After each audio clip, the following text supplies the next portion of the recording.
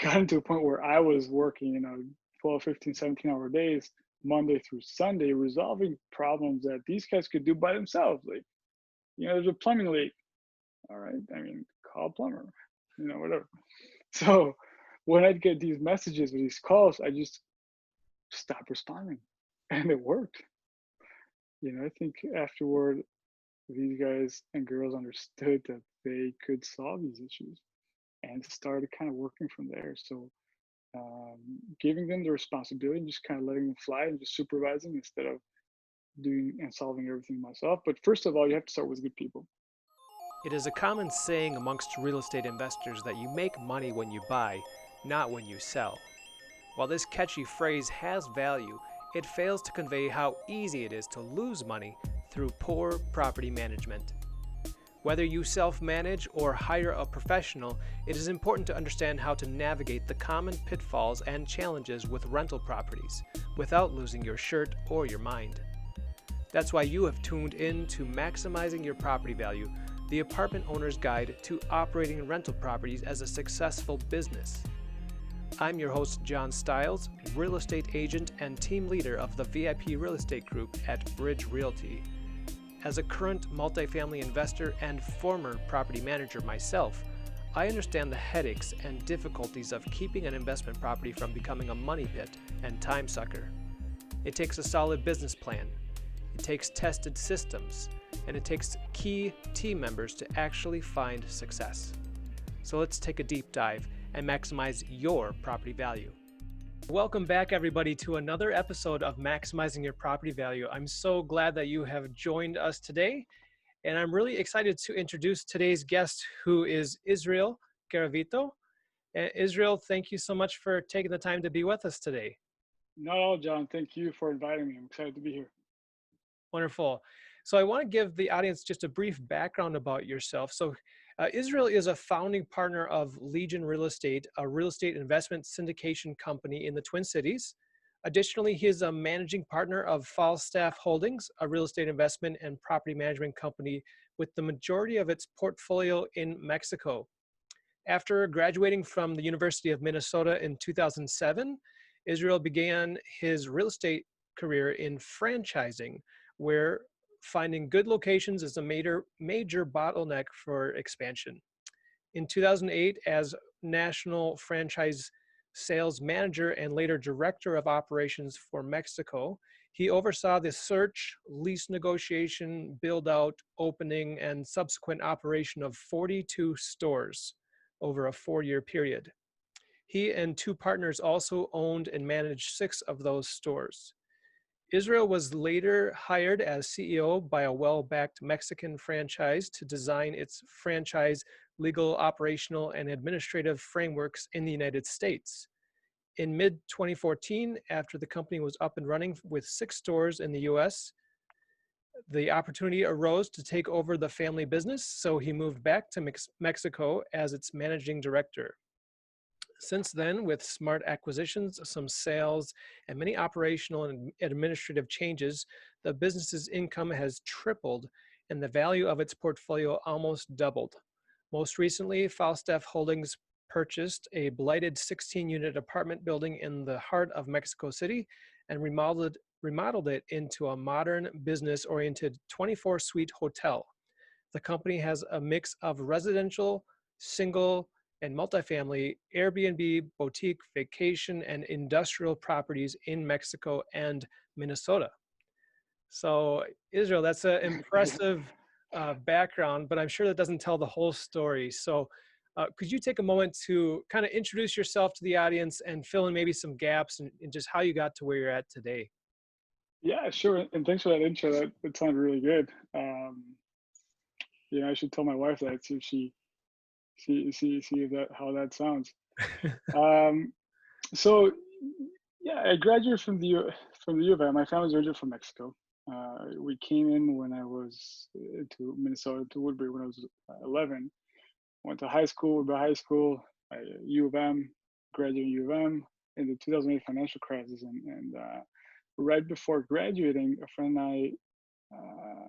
And I think you're going to see this theme in my story. I think where I failed a lot, and this is my first really big hit is we were going to open up a business, and legislation changed and we weren't able to. We had inventory, we had debt, it was kind of a mess. So I ended up, uh, broker than broke after college, with no job, no money, creditors, right, hounding me. And so I went knocking doors. I had a friend that knocked doors for Apex Alarm, which is now Vivint Security in Solar City. They used to be Apex, and I went to Pittsburgh to knock doors and sell alarms systems. Hmm. I was, struggled this tough job, but after a while, I got pretty good at it, and I was able to pay off my loans. I had a significant amount of money that I owed to creditors. I was able to actually sit down and negotiate. So that was a big, yeah. One of the big themes here is I learned my biggest failures have been my best teachers, Hmm. and this is one of them, right? So I learned that through hard work, you can move forward. You can always sit down and negotiate, right? So I had to figure out how am I going to pay, American Express, like all these creditors that we had put together for the business, and they were hounding me, with the right reason. But I was able to learn that you can sit down and negotiate, and I was able to pay off my loans. So I went and I knocked doors in Pittsburgh, Virginia, Orlando, Dallas, and then I'm like, I'm done. I learned how to sell, which was and it's proven very, very useful. It's a hard sale. It's a tough job, but we made good money. And so I came back to Minnesota. I was going to open up a franchise with two friends. I was looking for a job, actually, not even a franchise. And so we went knocking on franchise doors.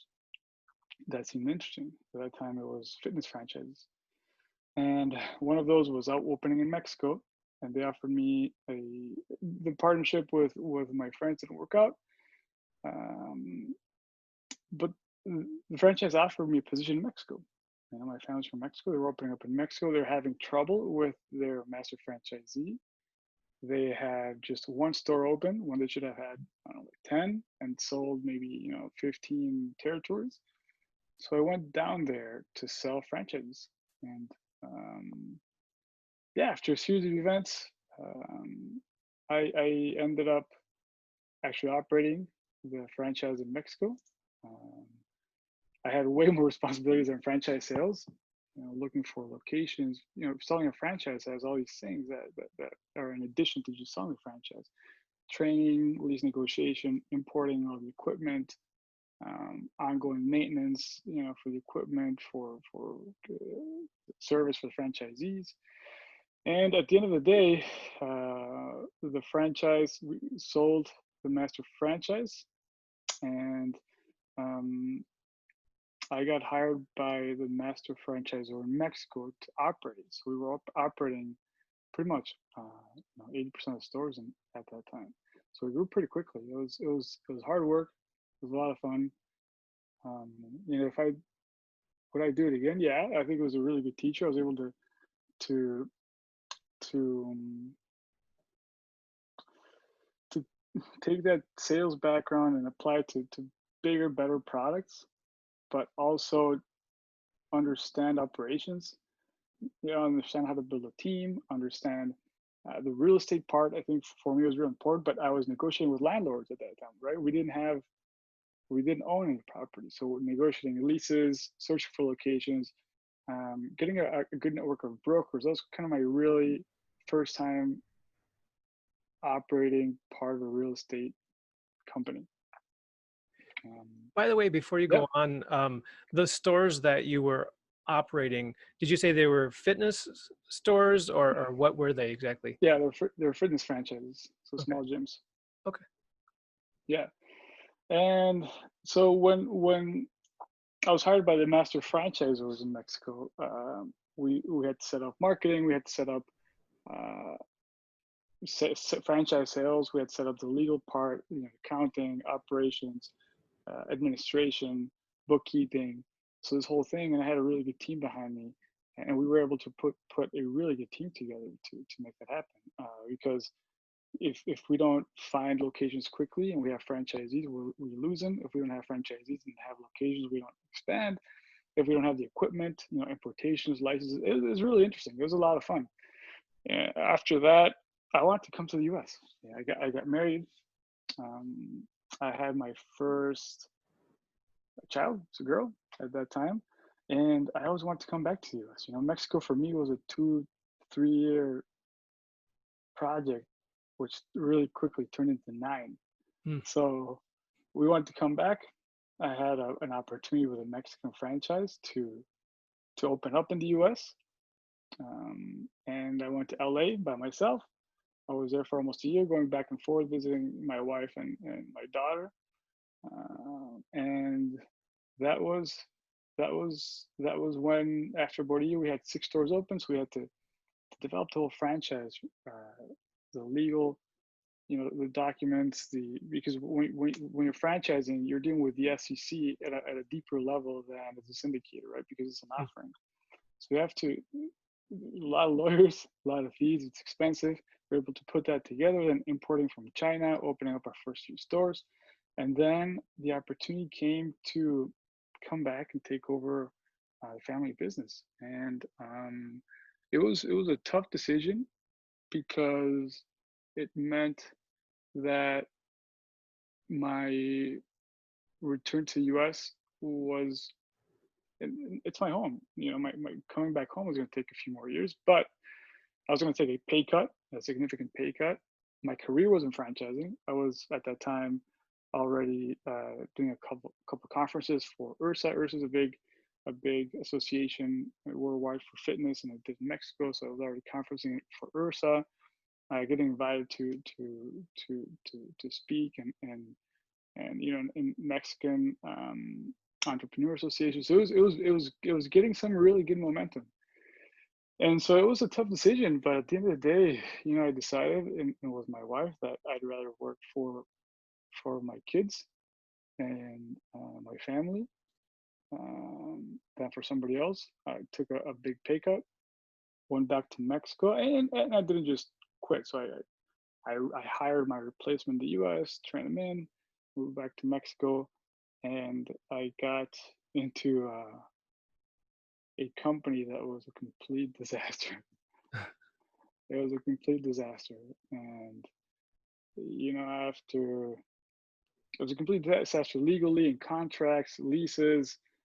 We had a ton of judgments for and against, and that was my first. I've never been sued before, and I've been sued a bunch of times. I've been trying, tenants have tried to put me in jail. Uh, but anyway, so with a lot of work, I cleaned everything up. We were able to pay off creditors, collect some debts, get rid of and offload some properties that just didn't produce at all. And then after about 2 years, we started being able to grow, and we acquired a few additional properties. We got into hotels. The latest one is those suites right in Mexico City Center. They're remodeled, and that's when we moved to the U.S. Yeah, Okay. So, and that's my then, story. okay, yeah, that's very interesting with the franchising background and the different stores that you had to manage and just the volume of all that was going on there. When you took the franchising job in the US, was that also with fitness stores, or what type No, of franchise that was was that? retail. That was Okay. retail. It was an electric bicycles and Okay. transportation company. Okay. They still have a bunch of stores. So yeah, totally. But at the end of the day, it's a different product. But a franchise and a business rely and are successful because of their systems and processes, Hmm. right? A business's systems and processes. It's not always the best product that wins. There are a ton of incredible products that never make it to market or are never successful. You think about McDonald's. Do they have the best hamburgers? No, they're good, but they're not the best hamburgers, right? Right. But they have one of the best systems out there, and that's where they are. They have the best training system. They have the best distribution systems. They're just systems and processes. And so jumping from one to the other wasn't that big of a deal. It was just, rewire my brain to think in retail instead of health and fitness and service industry. But it worked out pretty well. Okay. And then when you took the over the company, the family company back in Mexico, who were you taking it over from? Were your parents running it or somebody else in the family? My grandpa actually was running it, and my dad, when I was young, he ran it before moving to the U.S. But it was my grandpa, my grandma, a couple of uncles had taken a shot, and it just didn't work out. And so yeah, they asked me, and I said yeah. Sure. Okay. And then you've been able to acquire some properties in the U.S. as well, or did they already have properties in the U.S. before you took over? No, so our biggest acquisition in the U.S. has was actually with Legion Real Estate, and Legion, and I'll get into Legion. Legion, I partnered with a friend of mine. His name is Mark, and it's been a really good partnership. And our first acquisition was actually here in Rochester. So we just bought 36 units in Rochester in February 2020. We are in the process of renovating them and in the lease up period. And even even with the current economic conditions, it's turned out to be a very, very good purchase. And I think that goes back to our initial underwriting. Um, so maybe not as good as we hoped, but much better than we thought it would be with the current economic situation. So it's done pretty well. Hmm. Well, great. And we'll have to dive deep into the Yeah. Rochester project. Before we get there, I just want to mention, what you've mentioned about systems and processes. I'm really looking forward to getting into that because that's really the goal of this show right here is to unpack systems and processes and as they relate to real estate investing. There's a lot of emphasis put on uh, buying real estate, which is obviously an Mhm. important step, but Yep. not as much focus is put on managing the properties. And that's, Sure. where things could be made or broken. Yeah. Totally. Definitely. Yeah. It's after that purchase. I mean, you can underwrite perfectly, but if you can't execute, uh, then I mean, it's just not gonna work as well as you want it to, right? Yeah, for sure. Well, why don't we start by talking about the role of a property manager? And, you've been in a management role just as in the franchising side, in franchising business. And then also for your different properties that your family has owned, have you been the main manager or have you been managing managers? So when my main business, I was a manager. So we were the owners and managers, and we managed our portfolio, and we also managed third party businesses, or not businesses, properties, but very few. But it's mostly our portfolio, and that was when I came in. We started managing other people's um, properties, but our main focus was always our portfolio. I didn't have a lot of time in Mexico to begin to expand that management company. Most of my time was spent fixing and cleaning up the house. And then when I moved to Minnesota in 2017, the focus changed, right? So right now we are selling everything and buying in the U.S. And we can talk about that later if you want. Get into why we are doing that. But the goal in Mexico was to manage ours, but also to expand our management company and encompass other properties. I didn't get there, but the systems are in place to do that. Yeah. So can you comment on just some of the things to keep in mind, either uh, when choosing a manager? What does it look like to work with a good manager? So a good I like to think of ourselves in Mexico as good managers, and one of the and I brought this when we interviewed our manager here in the U.S. I don't manage our companies in the U.S. or properties. I manage the manager, but in Mexico I'm the manager. And so what I learned from there, from setting up that company, and a lot of mistakes, right? But setting that up and being successful allowed me to and Mark to choose a good manager for Legion. So one of those things for me that's very important is that the manager is vertically integrated, right? So we don't have a regional manager that oversees everything, and then a regional manager that oversees these properties, and then because you kind of get into, and some big management companies have it like that, but some have it vertically integrated. So we wanted, maintenance to be able to execute. We went to the property manager to be able to get out work orders or talk to the tenants. We wanted leasing separate. So we wanted all these different uh, systems to be independent from one another instead of dependent on, like a small regional manager, like I don't want to say like a king, but somebody that could sit and it's like there. In my opinion, that's the way we used to have it. It it In my experience, it slowed things. It slowed maintenance requests. It was very dependent on that regional manager instead of on the system. If we had a really good regional manager, then it worked, right? It was quick. And maintenance requests got scheduled properly, and there was good communication with the tenants and good maintenance on the units, and the lease ups were and turnovers were fast.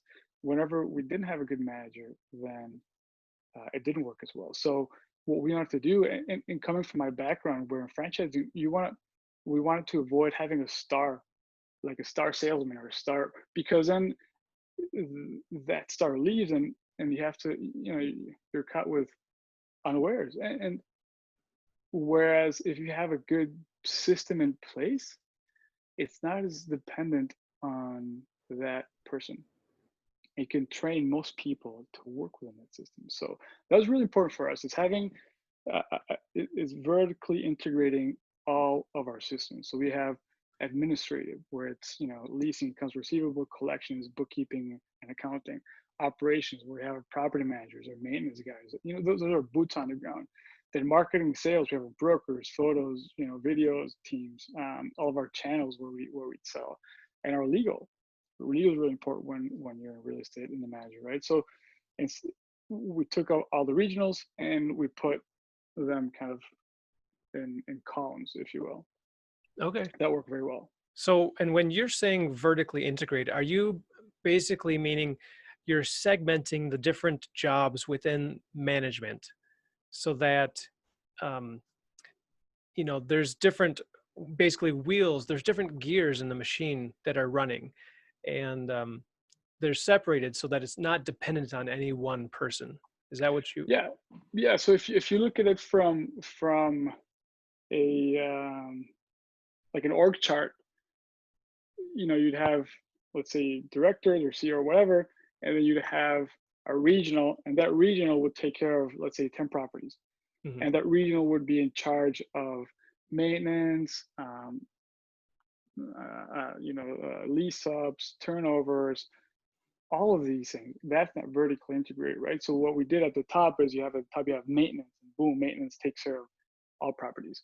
And then you have operations, and operations takes care of all properties. And then you have, collections, and you have legal, and you have all these things that kind of, instead of getting stuck on a regional manager and having it be dependent on that regional manager, even our property managers, we'd have our property managers kind of stacked up. So those regional managers just took care of the property managers now, not legal, not marketing and sales, not, lease up, but it was more communication with the tenants, getting work orders to maintenance so maintenance can execute. And then it worked. It's, to us, it made it very, very a lot smoother and a lot faster. It was a tough change, but it worked. Yeah. If that made sense. that makes sense. And I think that's a really great way to approach scaling a business, is where you can segment it into kind of departments like that. I know that one hesitation for an owner who's going to work with a third party manager that's set up like that is that they might be concerned that there's, the left hand's not talking to the right hand. Like, and if they have a question as an owner, they're not quite sure which department they should talk to, because it Sure. might be somewhat related to maintenance, but it might be somewhat related to accounting, or Yeah. different things like that. So I guess my question for you is, how do you um, create kind of um, communication between departments, and so that things are communicated well, Yeah. and everybody's on the same page of what the plan is and then what the goal is for the property? That's, I mean, we could talk an hour about that. In essence, and just to kind of summarize, every everyone's responsible for their jobs, but at the end, you have the property manager who is the the last buck stops here at the property manager level, Mhm. which is a guy or girl that's talking to the tenants, that visits their properties. She or he is the one that puts up maintenance requests, work orders, um, talks to legal or to administration about leasings. When a lease is going to end, talks to them about maybe sometimes you have problems in your properties, right? Maybe somebody beat somebody else, or there's a robbery. So it ends up at your property manager level, and then when that person is communicating properly, you just make sure that the other parts of the business execute like they should.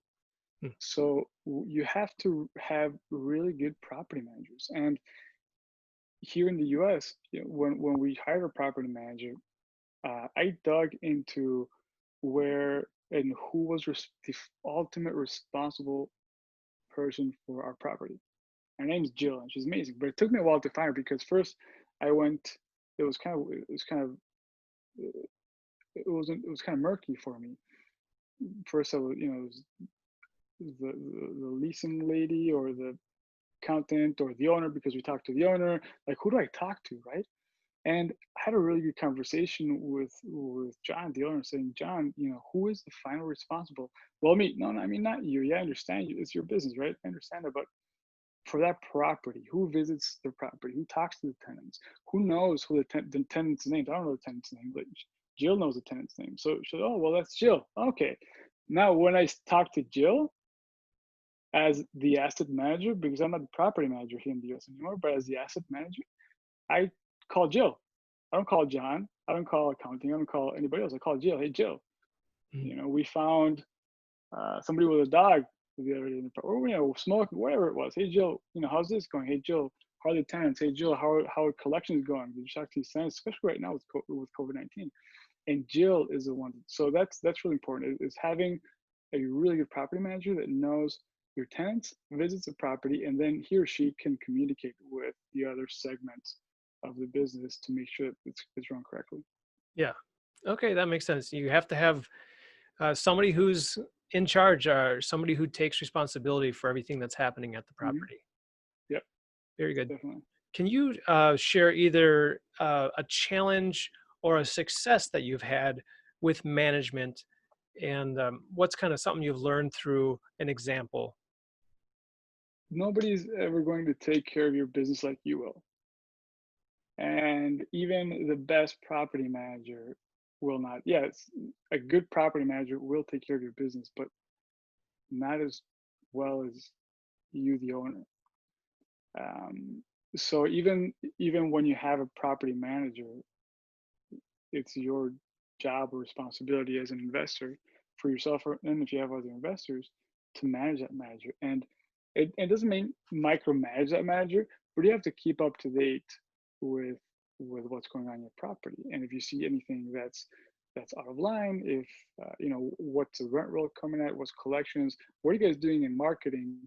And we tried to, when Mark and I chose a property manager here for Legion, we made sure that the property management company allowed us to speak directly to that property manager, and not some regional that oversees 100 properties, or the VP or whatever. No, like, we really wanted to talk to that person whose responsibility was my property, and it's worked out very well. Not every management company will let you do that, but it's worked out well for us.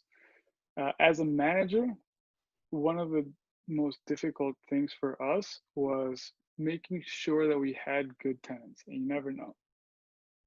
We had getting a really good system in place where we can screen our tenants the best way that we can.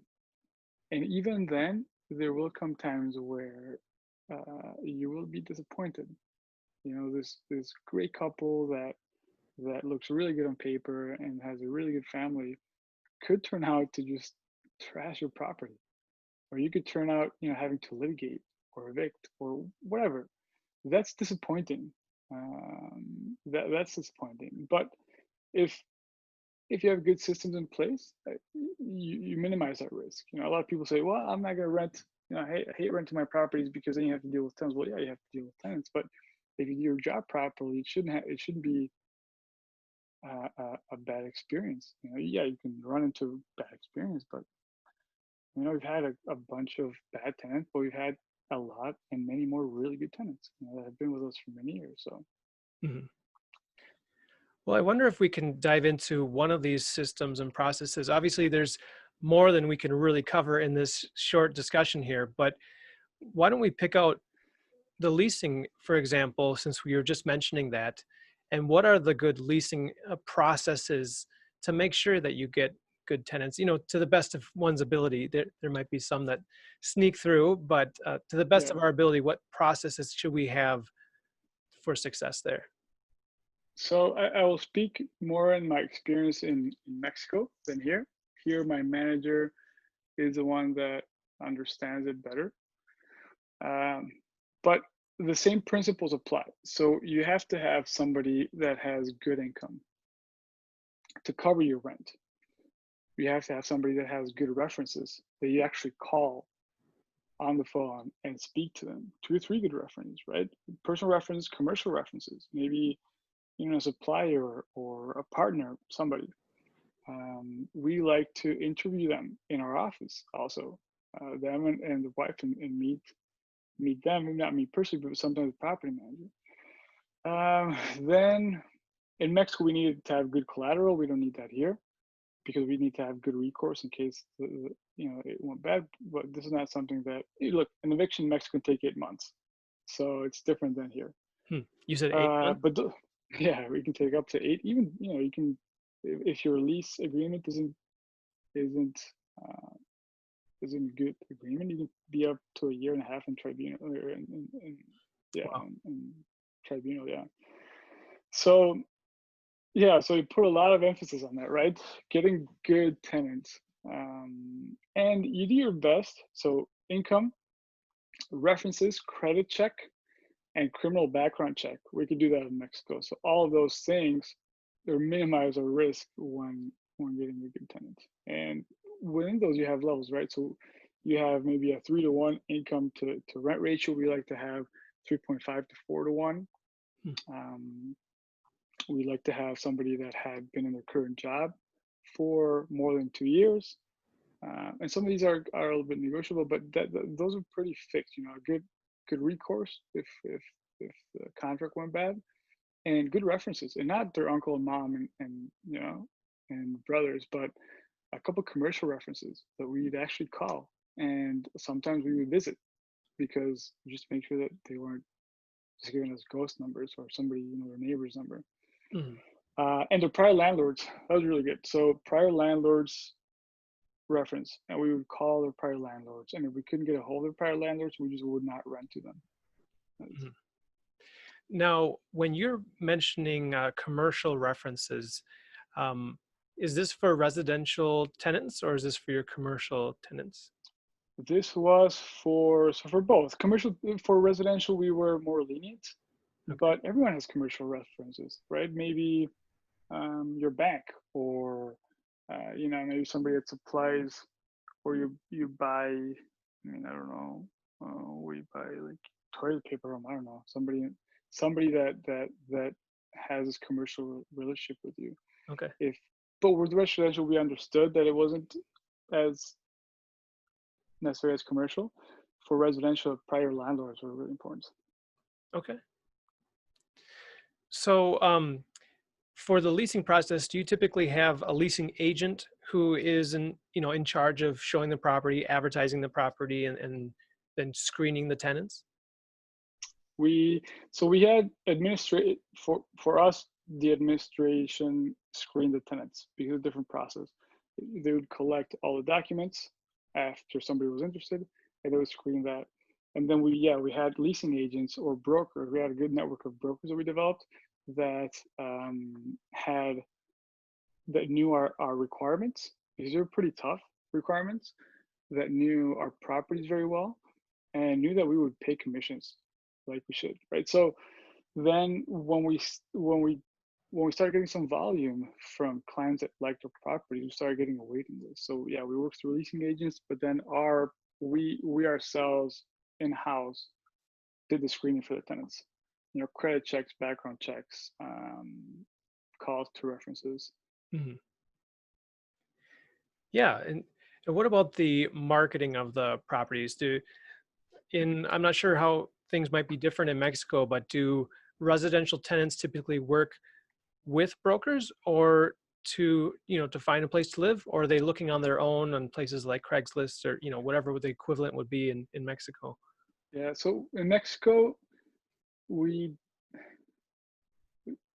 we don't have, so Zillow, true that we have that, but not as robust. So most people work with agents, and we have Century 21, CBRE, and then a bunch of just local smaller agencies that we developed over the years. Okay. So for us, it was key to develop relationships with these agents, Hmm. and they market it. So we would market it in the equivalent of Craigslist in Mexico, and the smaller Zillow and stuff, like we'd market it there, and we'd receive calls, and sometimes we'd rent them, but mostly they came through our agents. Okay.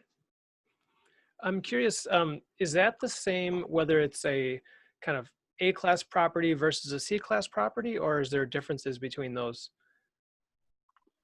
in the leasing Um, process or marketing process?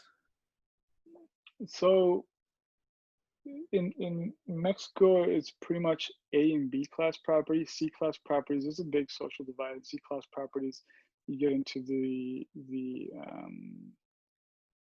it's not as developed in the county. It's more, yeah. So it's A and B class properties. Okay. Yeah, I mean the C class property where you have an apartment here for $850, maybe $800.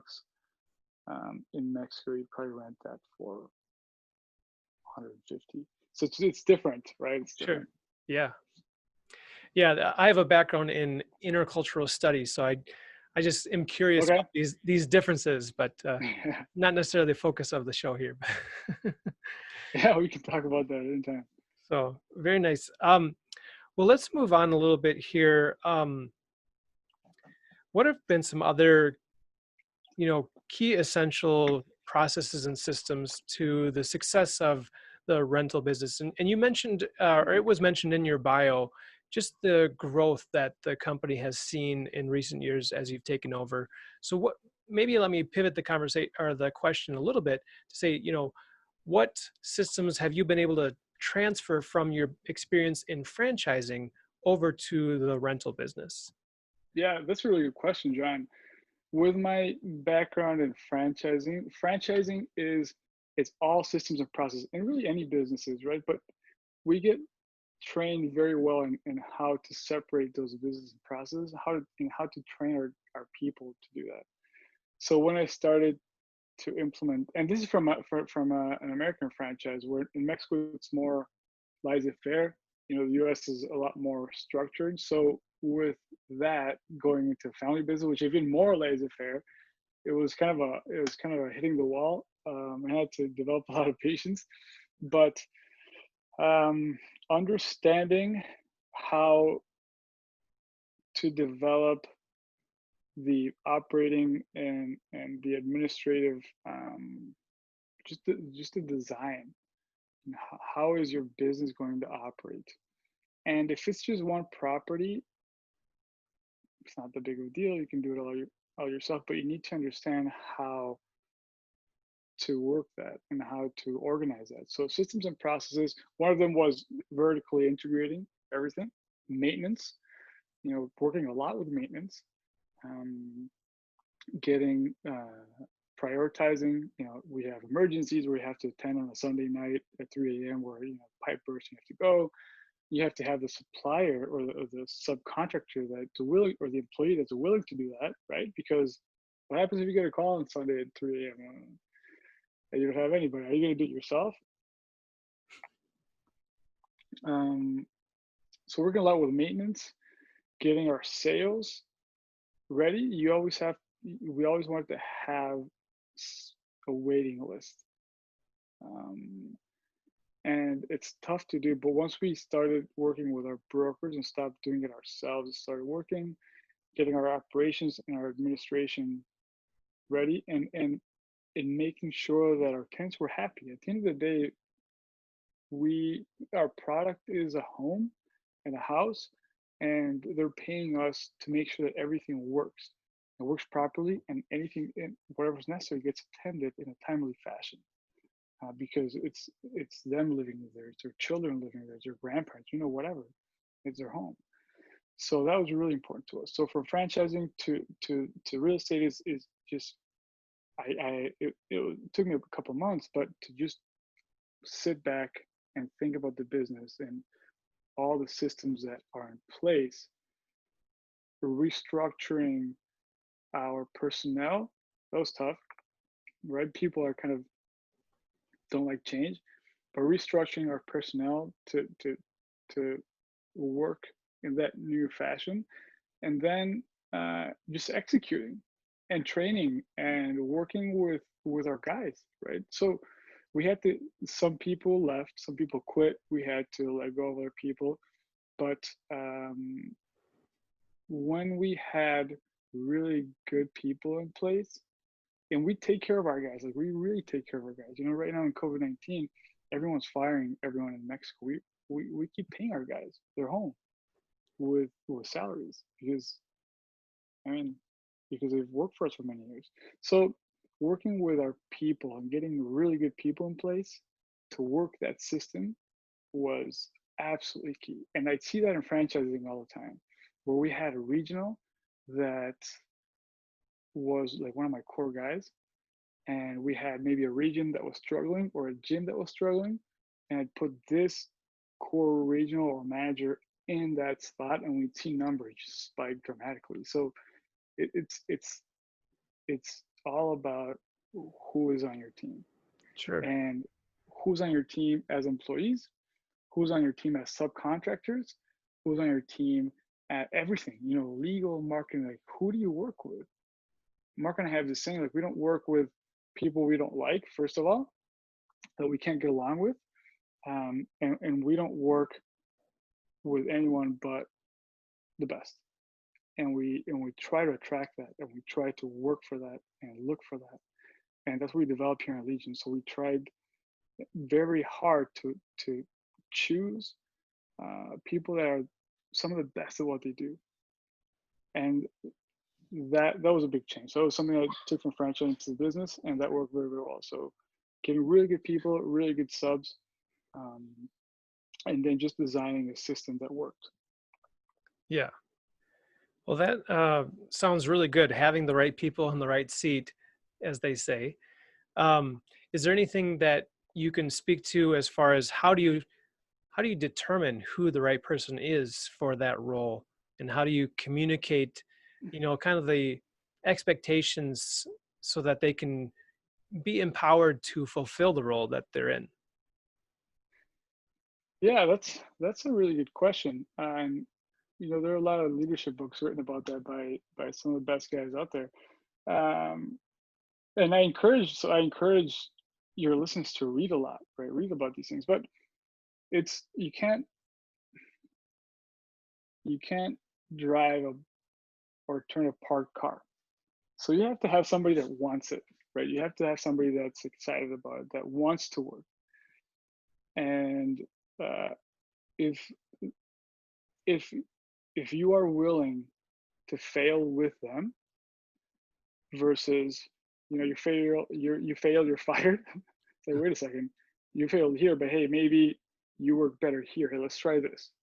And maybe you switch your maintenance manager to whatever accounting. I don't know, right? I mean, that's a big change, but or maybe you change your plumber and make him maintenance manager, or you have your leasing person and change her him to maybe legal.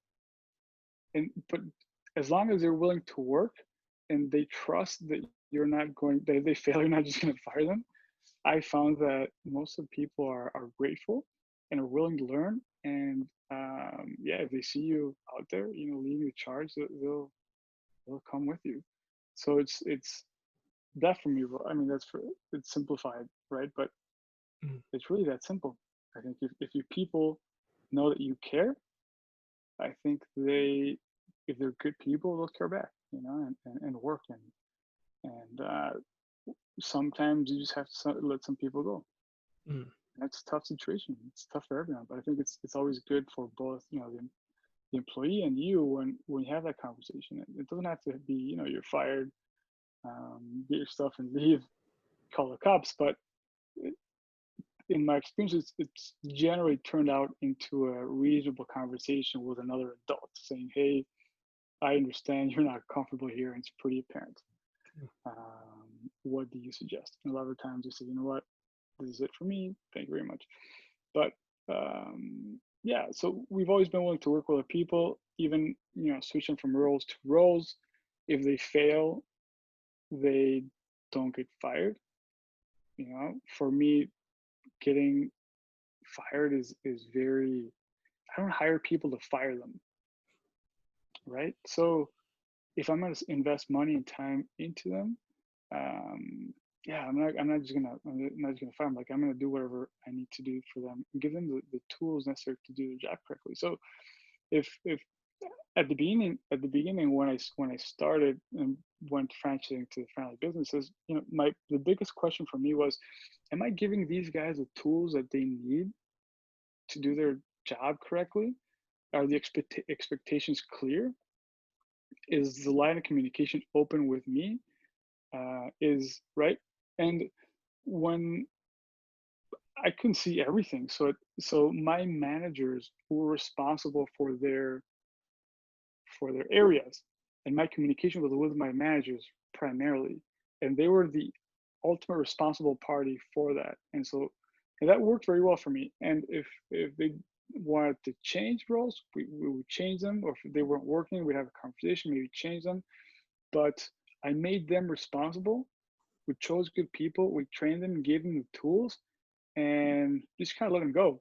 There was a time, and I tried this after it was all implemented, where it was impossible. I was getting so many calls, and there was a time where I just stopped answering my manager's calls, see what happens. And then I would call them. I couldn't sleep, these first few days, the first couple weeks, but then I would call them a day or two later and ask them how they resolved this issue, because it got into a point where I was working, 12, 15, 17-hour days, Monday through Sunday, resolving problems that these guys could do by themselves. Like, there's a plumbing leak. All right. I mean, call a plumber, whatever. So when I'd get these messages or these calls, I just stopped responding.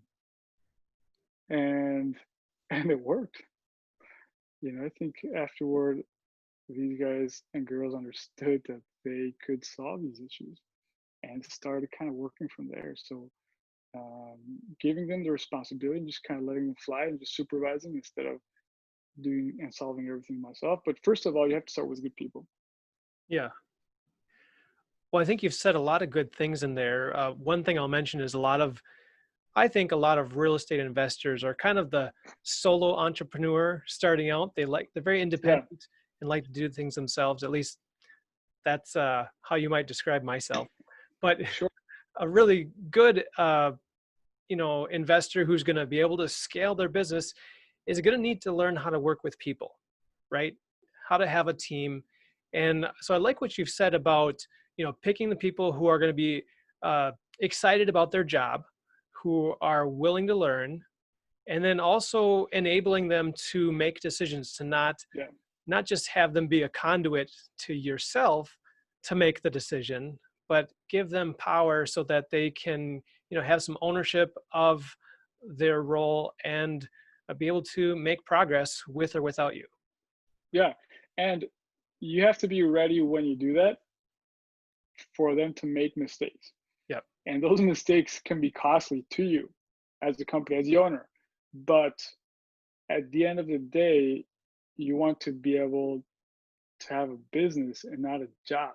Mhm. And for you to have a business that runs itself, you need people that can run it for you. Mhm. And if you never step back, it'll never happen.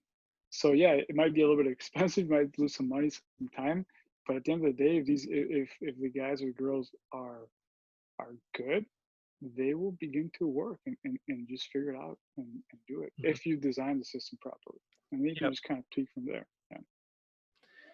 Going off that mindset, can we dive into maintenance for a little bit here? Because I Yeah. think that's one of the easiest ways to lose money is by either, you know, not hiring the right maintenance personnel or not responding to maintenance promptly or in the right way. So what systems and processes have you set up within kind of maintenance and capital improvement so that the person that's in charge of that department can really succeed in it? Yeah. So we implemented it's really simple, right? So you have seasonal things that you need to do to maintain your property, and you need to budget for those. But let's say, you need to waterproof once a year in Mexico, and different climates have different necessities, right? We need to waterproof, we need to check plumbing, we need to paint, right? So we need, and that's seasonal. So every X amount of months, we have to do this, and it's going to cost us this much. So when I came in, that we had to resolve all these issues. We had a ton of deferred maintenance that we had to take. That was very expensive.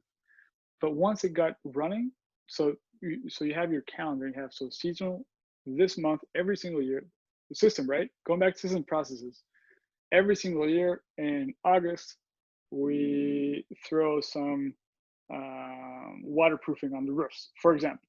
Every single year, August 1st, we have that. Boom, done. Okay. Then you have um, requests from your property manager, and then you have requests from your tenants. And hold on, let me go back. So you have your seasonal ones, then you have your CapEx, right? So you have your roof replacements, window replacements every X amount of years. And so you plan for that. You may not need to do it that same year, but you have budgeted it and you have planned for it. So you put that in the calendar, in your big calendar, and you budget underneath. And then you have your requests uh, from your property managers, and you have your requests from your tenants. And you divide those, that's more volatile, right? And it's variable. And so you divide those into, what's urgent, like you need to take care of it right now. A pipe burst and it's flooding. There's a fire. The roof's falling down. I don't know, whatever. There's a tree that fell on top of my car, stuff like that. The doors won't open. Those are urgent. You need to take care of those right now. And so the direction for the team is you stop whatever you're doing and you take care of that. And then you go back and resume. And so then you have, those are like the emergencies. And you want to have very, very few of those because those are expensive, but they happen. You want to make sure that if it's that you can solve it and you can charge your tenant for it if it's their responsibility. So you have to have, a way for the manager or the maintenance guy to identify the problem. And then you have requests that could take a couple of days, could take 3 days. You could push out for about a week, a couple of weeks. My door hinge is loose. Okay, when can we do that? And so you calendar, and then you start getting your weekly and your calendar. So once a week, the maintenance guys sit down, take a look at the calendar at the last week's requests that weren't urgent, and then they plan and modify, week 2 weeks ahead mostly. So that worked to smooth out. So we got a maintenance. We train a maintenance manager, and his role is if he's able, it's to help the guys, right? Putting out plaster, cutting marble or putting marble flooring or whatever. But if he doesn't, then he's also the one that does the schedule for everything. And so he's the one that talks to me, and we develop the larger calendar for the seasonal items, and then the budget, and so we work with him for budget and all that stuff. Okay. That's the way that we worked. Here in the US, we work with our property manager and their subs. So it's a different, Yeah. Well, I like that approach because, whether you like it or not, properties need to be maintained. And unfortunately, I think some owners and investors just don't plan for that. They just, they're surprised when something gets broken and they're upset about it. Yeah. Or they just put it off because it's not in the budget. There's no money for it. So then it might Right. get into There's a no bigger problem. that's on the budget, right? Exactly. And that's a big deal. So you plan for these and you budget for them. And when you budget for them, you don't use that money. You put it out somewhere else. And then you have this big pile of cash that you can use, for different things, but you have to budget for it. So when you underwrite, and a lot of this happened with reserves right now in COVID with a lot of businesses that are going broke, is they didn't have enough cash, enough reserves. And it's part of that monthly, hey, instead of taking all that cash flow and dividing it up into the members or whatever, is, hey, yeah, let's take that cash flow, but this is our reserve budget, and that reserve is for capital expenditures, for seasonal maintenance, for unforeseen, legal, whatever, and then you keep that in a separate account. That's really, really important. Yep. So when it comes to your maintenance manager, obviously you're going to speak with them frequently for these unexpected things that come up. But do you have any sort of routine with them as far as maybe a quarterly meeting or an annual meeting in order to plan out those repairs that should be budgeted for? So yeah, we revise the repairs that are seasonal are pretty standard. So we don't need to revisit those. But what we do is we plan our calendar, and then we get a yearly status report. Hey, how are the roofs doing? Hey, how many leaks do we have from this property and this roof this year? Hey, do we need to replace? It's set to be replaced in 3 years. Can we make it 3 years? We need to push it to 2 maybe. So yeah, that's at least twice a year, definitely once a year, but at least twice a year. And since there aren't emergencies, you don't have to sit down, once a month. It's every 6 months. Once a year would be fine. We do it every 6 months because of the different types of properties that we have. They have different, requirements. But yeah, 6 months, once a year. Yeah. Okay. Very good. And along those lines, are there any other key performance indicators or metrics that you track on a regular basis? Whether or not it's related to maintenance, but just on a broad scale related to your rental business, what numbers are you looking at on a frequent basis? So as a manager, I look at cash flow. So every, once a week, I look at rents that are coming in. Um, we look at, our vacancy rates. We look at our waiting list, how many applications do we have. That's really important. It's really not, I mean, it's not much more than that. I mean, we can get really deep into KPIs and different performance indicators, and you have, your last to lease, but as long as your rents are, we do this all the time. So we check market rents all the time. As long as your rents are in market rents and your maintenance is up to market rent standards and your vacancy is low, right? 5, 6, 0%. We shoot for 0% vacancy, and we've had that for many months. Um, but then, I mean, there's not much more to it, really. Yeah. You have to have really good brokers, a good funnel, right? A good sales funnel, a good turnover. That's an important one. So how much time is it taking us to get a vacant unit and turn it over? That's really important. 1 month versus a week. How long is it taking us to rent? That's really important when we have vacancies. So when we had a lot of vacancies, how much time we had a little time when I came in, we had apartments that hadn't been rented for 2 months. Hmm. To me, that was I mean that's that's preposterous. So we get the and it's maintenance, getting in there, getting out there, getting quick. So we got our turnover to about a week. Okay. Sometimes we even had pre-leased. So even before the first tenant left, we had the lease signed for the second tenant. We generally have. And so we have a week for the maintenance guys to go in, clean, paint, fix toilets, fix, whatever appliances, and then a new tenant comes in, moves in. So when, yeah, once you do that, you don't take a look at many KPIs. But first, yeah, it's, your turnover rate, how much time it's taking to rent. Your cash is really important. Vacancy rate. That's those are the main ones that we look at. Okay. Very good. Well, I want to transition now to focus in on your recent acquisition of the Rochester property. Yeah, Before we get to that, is there any other kind of final thoughts on just systems and processes overall, and what you've been able to transition from uh, the franchise business over to the rental business? I think if the owners, getting into multifamily, you can't do it by yourself. I mean, you can. I wouldn't do it by myself. It's a lot of work.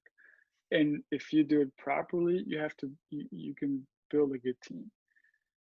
So getting a good system in place that minimizes turnover, minimizes vacancies, and a lot of it's maintenance, right? Maintenance and your property manager, and getting good people behind it. That's really important. I mean, and I saw this in franchising all the time: is a good manager versus a more or less manager versus a bad manager. We put a good manager in a bad manager's store, and the numbers just jumped in 1 month. It was incredible. So that really hit home how important these guys are. And so when you get good people, you train them, you take care of them, and you give them the tools to succeed. And that's really what I would stress is Hmm. getting a good system and process in place. Doesn't have to be very complicated, but getting good people to execute and just letting them go. Yep, that's good stuff. Well, let's go into the Rochester property. Why don't you tell Yeah. us first about the acquisition process, how you found it, and what the process was to purchase the property? Yeah. So this property was my first property with my partner Mark with Legion Real Estate. Going back to good people, I think I've been in good partnerships and bad partnerships, and I've learned a lot from my bad partnerships. And a good partnership doesn't have to. There are many people with a lot of money out there, and so it's not about just the money. It's other than money, what can that partner bring to the table? And this is really important for Rochester because I didn't have experience in the US. Yeah, the principles are very similar, but the devil's in the details, right? So you can't, what if I, what if I get sued by not screening my tenants properly? Or what if, so, working with subcontractors, working with management companies. So Mark has a lot of experience. Mark has a very successful flipping business, and he's developed. He has many properties himself. He has really good banking relationships, which is another part of the systems in place, right? So you have your marketing, sales, operations, legal, et cetera, administration, and you have banking, and that's really important. In Mexico, it's very tough to do, and in the U.S., a commercial banker, uh, it's tough for them to even let you in their office, right? So Mark has a lot of experience, has some really good banking relationships that he has had for a lot of years. And for me, it's very easy. We get along very well. So this has been a really good partnership. Mark's a broker to a realtor, and he's also, I think he's the treasurer for the St. Paul SPAR, St. Okay. Paul. Area Association of Realtors. Yeah, yeah. And so Mark brought in some incredible experience for us, and he's an incredibly hard worker. So that made sense. We partnered up. He found the property. He was actually for a meeting in Rochester when he drove by and looked at us like, hey, is this going on? Like, yeah, let's take a look at it. And so we talked to broker. We went to visit it a couple times, and then we put in an offer, and we got it under contract at the end of 2019, and we closed in February of 2020. Okay. Before we go on, I'm wondering, were you planning to buy a property in Rochester, or how did you decide that that location was just opportunistic, or yeah, how did you come to that? So we started looking outside of Minneapolis, St. Paul. Minneapolis is starting to get a little bit tougher with tenant landlord laws, which to me, coming from Mexico, they're still pretty reasonable and very, very relaxed. So I was comfortable in that environment. Mar wasn't, and so we decided to look elsewhere where we could find a reasonable price for reasonable rents and a very stable economy. And so there aren't a lot of options outside of Minneapolis, St. Paul, right? That have several sources of income, right? Several big companies instead of Faribault. You have like Genio, and if Genio goes down, then I think everything goes down. For example, I wouldn't feel comfortable there. But Rochester, you have Mayo Clinic, but Mayo Clinic is not just Mayo Clinic. Mayo Clinic is Mayo Clinic and all of its derivatives. We first looked at Red Wing. We were about to close on a property in Red Wing, and at the end of the day, it just felt like fitting, a round peg or square peg and round hole. We were dealing with the local HRA, which they were amazing, but and they were giving us a lot of money to develop, and it just wasn't there. So the rents that we could charge versus the cost of build out didn't make sense. Plus, they have about a 3%, 3.5% property tax rate, which is huge. It just didn't make sense. And then we were able to say no, and we were very close, but we had to walk away in a hurry because we put a couple months of work into that. And looking at the property, getting appraisals, getting a guy to do drawings, working with the HRA, we were about a week away from sitting down with the city council and the mayor when we just had to walk away. So it was almost 3 months of work. Was that going to be then new construction, or that was in Red Wing? Was that new construction or existing? That was half and half. So it was in downtown Red Wing. It was an older building where we had four 4 units, and we could build another 4 or 5 units, new units, and then we were gonna build a storage underneath, like storage facility underneath. We That was one. And then another one was a really nice building downtown. It was very open. We could build about 12 units at the top, and then it had some commercial on the bottom, like 4 commercial tenants. But the rents just weren't there. So our underwriting is pretty good. It's pretty conservative, and we just didn't feel comfortable that we could command the rents necessary, and nobody could tell us that we could. So we spoke to several property managers in the area, and nobody was sure. So we just decided not to risk ourselves. So we went to Rochester. Mark found this in Rochester, and it was just kind of, he was driving by and he found it. It popped up, I think, for a couple of days in the MLS, and we called, and we read our numbers very quickly. We got initial estimate, initial underwriting, and we got under contract pretty quickly. Okay. Yeah, very good. And then what was the plan starting out with this property in Rochester? I understand there was a bit of renovation to do there. Yeah. So we're going to renovate the 36 units. There are 36 units.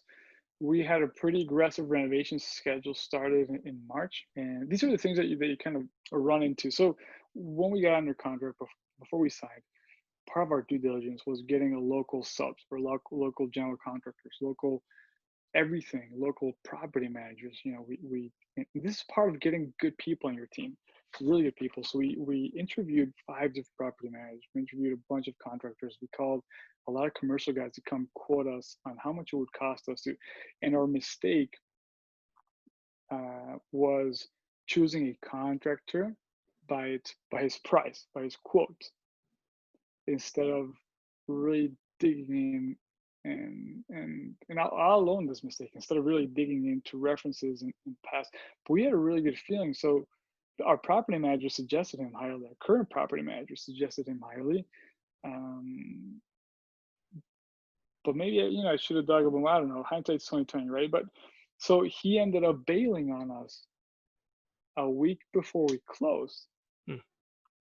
So that was interesting, because we had this renovation schedule set up for the 36 units, and we need to do X every single month to be able to refinance. So our idea is stabilize the property, maximize your NOI, refinance, pull our equity out, and just keep the property.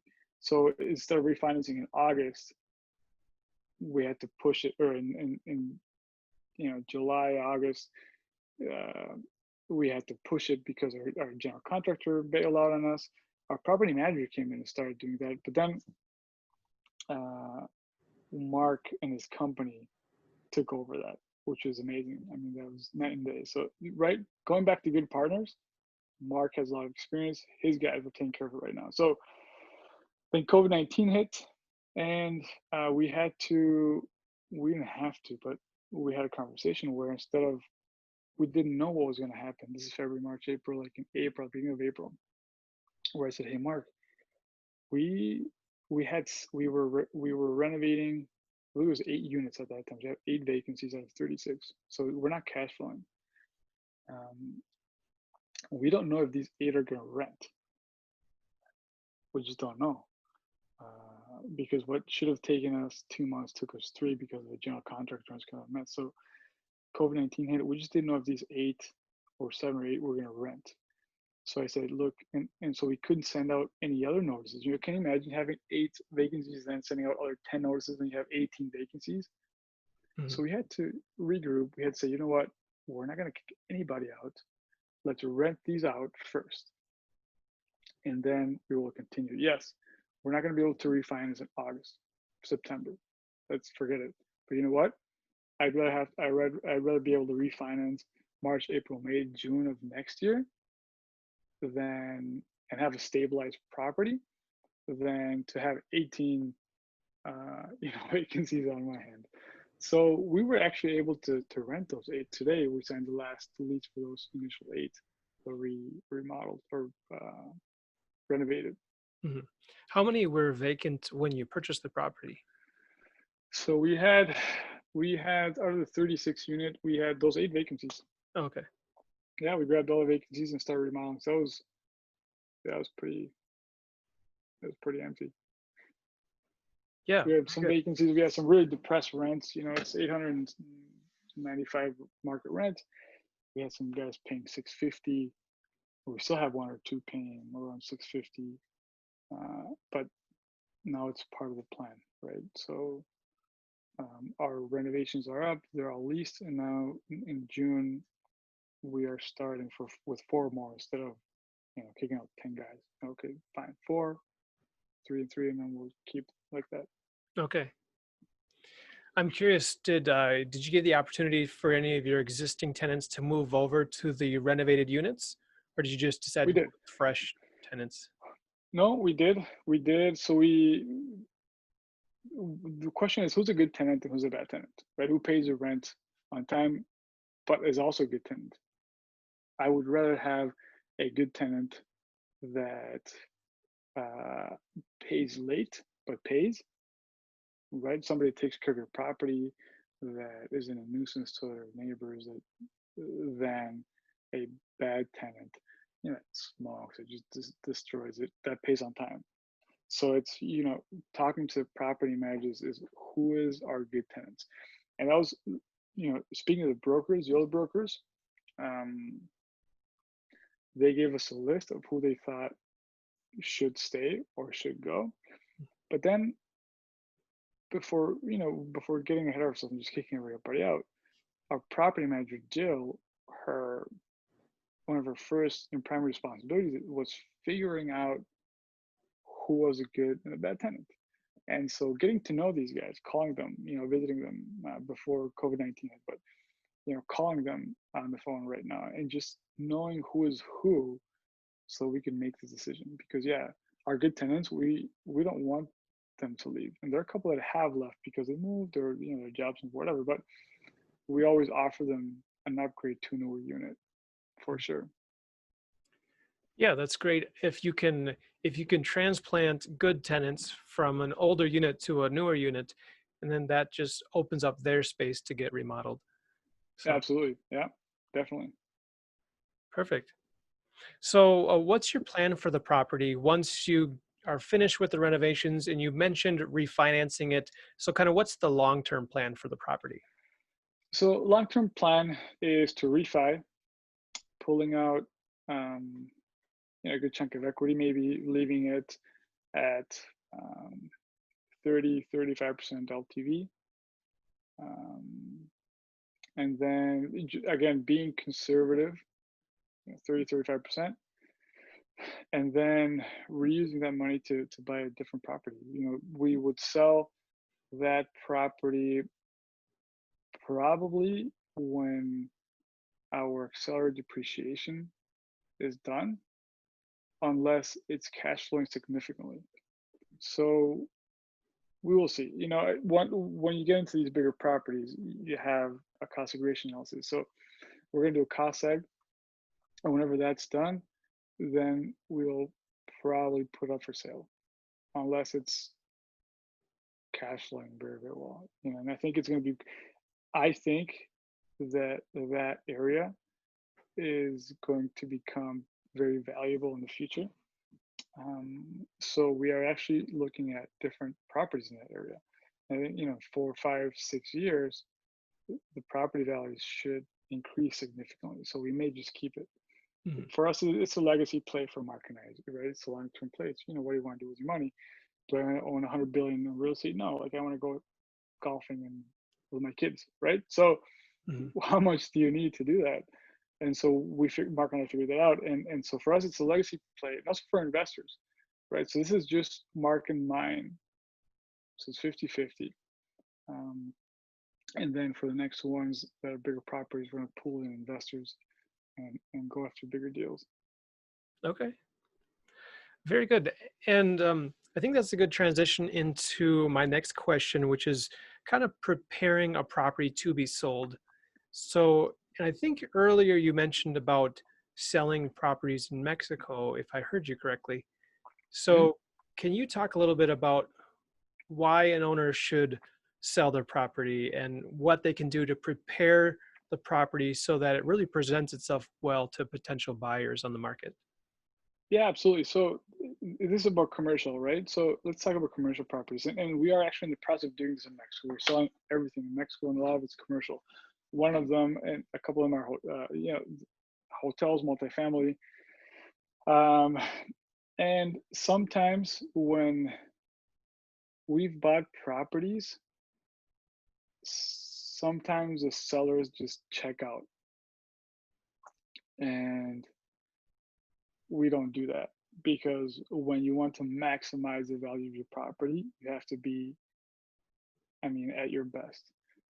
And not at your best when you want to sell, at your best for months before, right? So when you want to sell your property, your commercial property is going to get valued based on your NOI and probably your your trailing 12.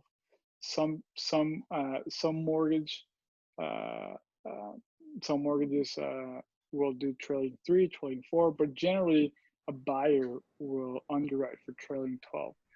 So in those trailing 12, before you put it out for sale, you need to maximize your income and minimize your expenses while not deferring any maintenance. So you have to make sure that, yeah, right, because yeah, okay, I mean, I minimize my expenses, but then I have all this deferred maintenance. That's not going to work. I mean, a good buyer in due diligence will find that and will renegotiate the price. So you need to make sure that you operate very, very lean. That before those trailing 12, you did everything you could in maintenance that is going to last for the next trailing 12. That's not deferred maintenance, but just take really good care of that property for 6 months. Really, really good care. Polish the floors, whatever, painted, so that in those next trailing 12, a lot of these little issues won't show up, right? And they should, because well taken. It doesn't mean that you're deferring maintenance. It means you're actually being preemptive, and you are maintaining the property very, very well. But you want to minimize or maximize your NOI in those trailing 12 months. That means, in the setting where we have a hotel, that means that the team has to be at their best. Everything has to be, polished. We have to be selling the best that we can. Our expenses need to be reanalyzed, because sometimes there's a lot of little expenses that maybe shouldn't be there. So just reanalyze expenses, get a good plan to have a lean operation, and then you do an appraisal. Yeah, there's a lot that goes into it. And, unfortunately, some owners kind of just wake up and decide to sell it someday. Yeah, And the property is really not going to show that well, both physically and on paper, which both are important. absolutely. So, And also, you need to make sure that you can walk away from the negotiating table, right? Because if you can't, then you're going to be in a position where you're forced to sell, or you don't have the leverage to renegotiate price or terms. Not always price, but terms, timing. And if you do it correctly and you don't check out, and you really, really polish a property in these trailing 6, trailing 12 months, then you can just walk away, because there's going to be somebody else knocking at your door. Whereas if you don't, then you might be left with a deal that you're not comfortable with. mhm. Yeah, well, sounds good. Lots of good information that owners need to consider. Um, we need to be wrapping up our conversation here. Okay, yeah. So, before I ask you some closing questions, just want to give you an opportunity. Any last thoughts for our audience just about the systems and processes for managing our rental properties? I think, yeah. So it's really important, having been a manager and working with a manager, it's a big change. It's a big difference. Working with a manager has allowed me a lot more free time. It's also a bit more expensive, but it goes back to what you want to do. If you want to be very, very involved, then make sure you set up your management property in place or management company correctly, right? All the systems present place. If what your goal is to be more of an asset manager and then work in different properties, then make sure you understand how that property manager works, vet your property managers, and make sure that you're hiring the best that you can for your property. And then just let them work. Asset manage the manager. You manage the asset, but then you just supervise. So it goes back to your goals. Some people want to open up this management company and then do it themselves. I've done it. It's rewarding. It's also a lot of work. Right now, my goal is to be more an investor and an asset manager, and so we're working through property managers to do that instead of setting up the whole management property. And we may, right? We may, when we have $500,000, we may set up our own management company, or we may just not. It depends on our goal right now is to have work through property managers so that we can go golfing with the kids later on. Mm-hmm. Yep, very good. So it goes back to your goals, yeah. Yep. Okay, well, listen, I got a couple of closing questions just so the audience can get a better idea of who you are. And so number one question here is, why do you get up in the morning? Why do I get up in the morning? For my kids, my wife, my family. I have a lot of energy. So right now with the COVID-19, it's been amazing just being around the family so much. My wife and I go running. My kiddos suddenly come bust, in the office and give me a hug.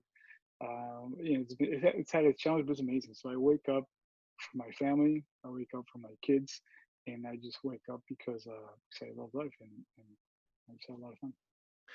Wonderful. Okay, question number two I have is, what's a person or event in your history that was monumental in creating who you are today? My dad. My father has been, and my mom too, but as a man, this father figure is very important. So my dad, my grandparents have been amazing examples of diligence, hard work, and responsibility, and I look up to them very, very much. I've had some really good business partners also, but I would have to say, my dad. Very good. Wonderful. Well, my last question here is, what's the best way for people to get into touch with you if they'd like to learn more about your company? Yeah, so you can always call me. My cell phone is, can I give my cell phone out? Sure. Yeah, my cell phone is 651-333-0099. My email is israel@legionrealestate.com. We are almost done with our website. So you'll be able to get in legionrealestate.com and look at Facebook and Legion RE and Instagram Legion RE. So we're setting that up here in the next couple of weeks. But right now, yeah, shoot me an email, give me a call. Wonderful. Well, to our audience briefly, if you got anything out of this conversation, be sure to let us know that you have listened or watched to this. You can either comment on the YouTube video, or what's really helpful is if you go to Apple Podcasts and give us a rating and review. That really helps us to, one, know that you're out there, and number two, help other people to discover the show and also get value out of it. And with that, Israel, I appreciate you taking the time again to be with us. No, thank you, John. This is awesome, and thank you for inviting me. And I'm looking forward to seeing you again in Monrovia and other local meetups. Sounds great. All right, we will see you next time. Take care. The opinions shared on this show are for informational purposes only and should not be taken as a solicitation for representation or investment in any specific offering. Please consult with your financial, legal, tax, and real estate advisor before making any investment decisions. John Stiles is a licensed Minnesota real estate agent with Bridge Realty. Thanks for tuning in to Maximizing Your Property Value, the apartment owner's guide to operating rental properties as a successful business. If you're considering scaling up, downsizing, or right-sizing your real estate investment portfolio, it's important to know how to determine your property's value in today's market. That's why I've put together a free ebook for you called How to Calculate Your Investment Property's Value. To get your copy, go to www.realestatestyles.com/value. Now, if you found any value in today's show, Be sure to subscribe to our email newsletter, YouTube channel, and podcast through your favorite podcast player. All the links are in the show notes. And would you do me a big favor? Help me get the word out about this show by sharing with your friends on Facebook and LinkedIn. And lastly, we appreciate your 5-star rating on iTunes. I really appreciate you and wish you the best in your real estate investing career. Signing off, I'm John Stiles with Bridge Realty. Make it a great day.